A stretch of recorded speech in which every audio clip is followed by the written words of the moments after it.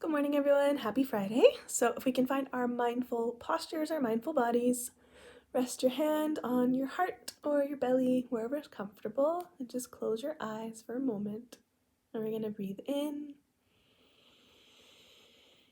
breathe out, breathe in, breathe out. Take a second, check in how you're feeling. What emotions, sadness, anger, happiness. Is your body tired or excited, tense? Just notice your breath for a little bit longer.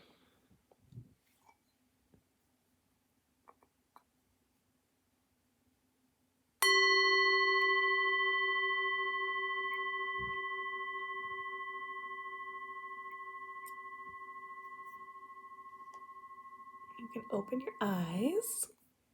And today I want us to practice a mindful technique about thinking about being mindful of our planet, of the animals around us. This week was Earth Day on Wednesday, and so right now I just want you to imagine that you're holding the earth in your hand. It's like a big globe, a big ball, and just imagine you've shrunk it down and you're holding it in your hands.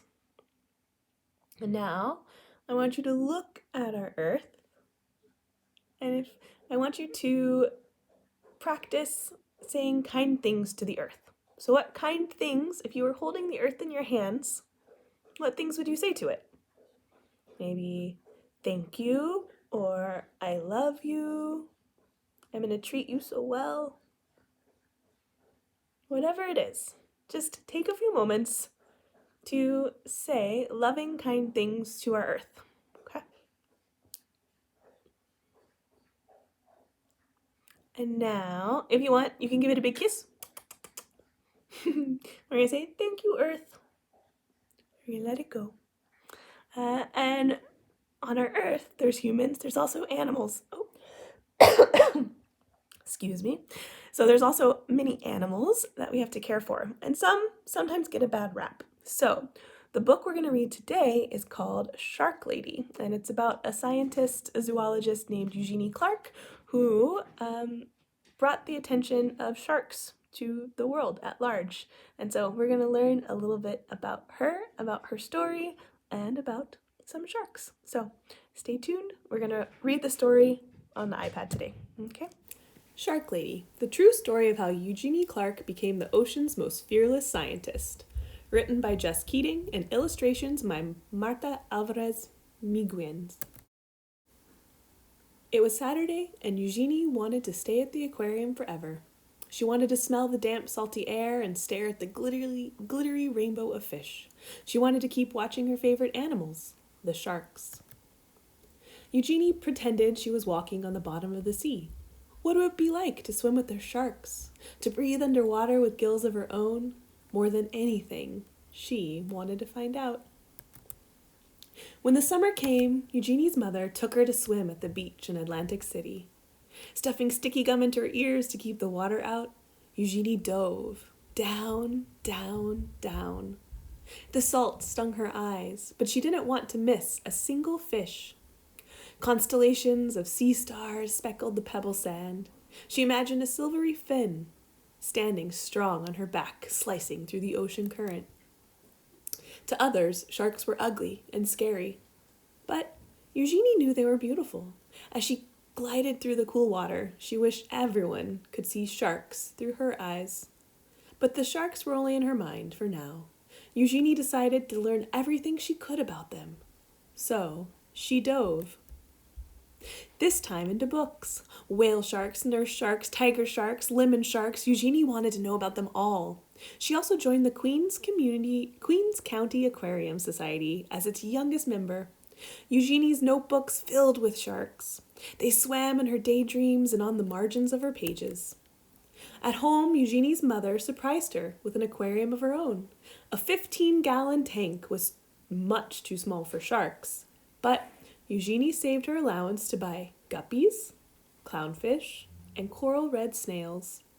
It felt as big as an ocean in her room. Their small apartment became an aquarium, a laboratory, and a sanctuary. As she grew older, many were still telling Eugenie what to do.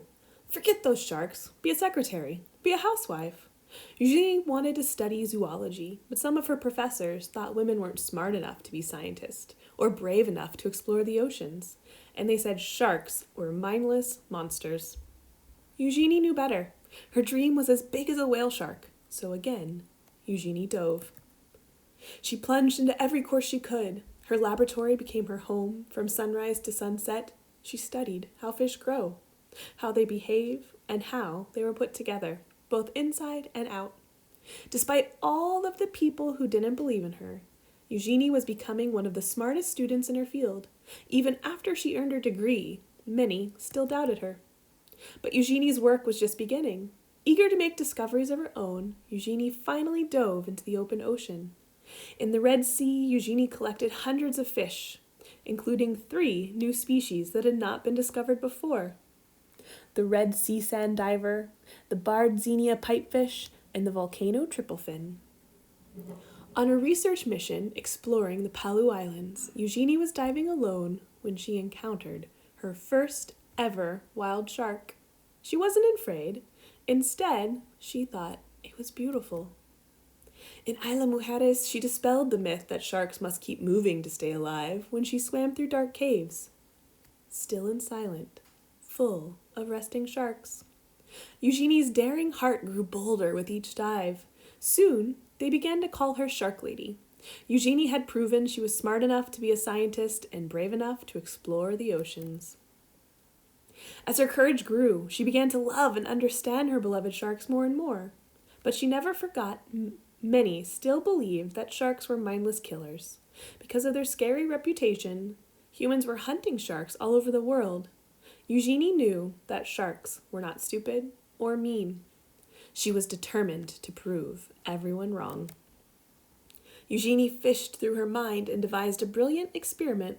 Could she train a shark the way a person trains a dog? Were sharks much smarter than anyone knew? They were. Eugenie was the first scientist in the world to train sharks, and even learned they could remember their training for at least 2 months after. Sharks were not mindless killers. Sharks were beautiful. Sharks were smart. They deserved to be studied, protected, and loved. And Eugenie's dream was now a dream come true. The end. And now a bit more about Eugenie Clark and her timeline, her life. May 4th, 1922. Eugenie's born in New York. Her mother, Yumiko, was of Japanese descent. Her American father, Charles Clark, passed away before Eugenie was 2 years old. In 1931, Eugenie visits the New York Aquarium at Battery Park and sees living sharks for the very first time. Eugenie's mother buys her a 15-gallon aquarium as an early Christmas present. 1942, at 20 years old, Eugenie earns her Bachelor of Arts in Zoology from Hunter College. In 1946, Eugenie earns her master's degree in zoology.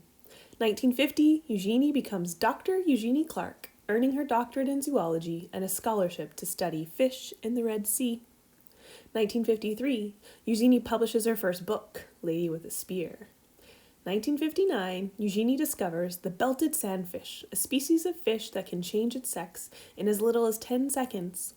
Eugenie's groundbreaking work on lemon sharks is published. She's the first scientist to train sharks to push a target or ring a bell to receive food. It was in 1968, Eugenie becomes a professor of zoology at the University of Maryland. She publishes a second book of her adventures called The Lady and the Sharks. She begins writing columns and articles for National Geographic magazine in 1972. In 1973, she enters an underwater cave in the Yucatan Peninsula full of resting sharks. She's the first to study them. In 1981, she hitches a ride on the back of a whale shark. In 1983, Egypt's first national park, the Ras Mohammed National Park, is established, partly due to Eugenie's work in the area. She's a strong advocate for conservation and loves the beauty and diversity of the Red Sea. In 1986, Eugenie dives deep on her first trip to a submersible. In her life, she will make over 70 submersible dives to explore the ocean. These trips take her up to 12,000 feet deep. 1999, Eugenie moves to Sarasota with her family and begins working at the Mote Marine Laboratory. And then in the 2004, Eugenie injures her ankle in a diving expedition and is seen by doctors. They discover she's lung cancer and she's treated with chemo. May 2014, Eugenie celebrates her 92nd birthday by scuba diving with a group of divers in Jordan and Israel. And February 25th, 2015, Eugenie Clark passes away in her home in the company of her family. There we go. So that was the story of Eugenie Clark, the Shark Lady. So I hope you enjoyed that. And next week, we will be learning about little spots of different emotions. So I love you all. Have a wonderful weekend. Remember to learn about other people, learn about their lives. We can learn a lot from those that have come before us and those that are around us now. So love you. Mwah. Enjoy your weekend, and I will be back on Monday.